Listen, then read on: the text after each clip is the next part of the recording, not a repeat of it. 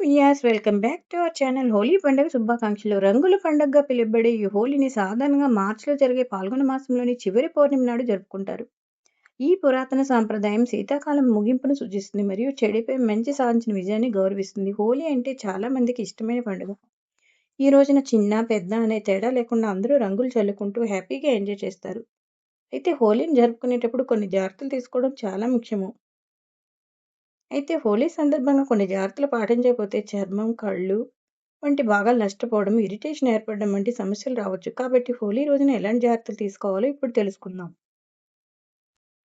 Colours ముఖం మీద జల్లుకునేటప్పుడు కొద్దిగా ఆయిల్ కానీ, వ్యాజ్లైన్ లోషన్ కానీ, ఇంట్లో ఉన్న ఏదైనా లోషన్ కానీ, అలోవెరా జెల్ లోషన్ కానీ అప్లై చేసుకోవాలి. ఈ విధంగా అప్లై చేసుకున్నట్టయితే కలర్స్ మొహం మీద పడినా ఇరిటేషన్ రాకుండా కళ్ళనేవి నష్టపోకుండా మనం కాపాడుకోవచ్చు. అయితే జాగ్రత్తగా చూసి జల్లుకోవాలి.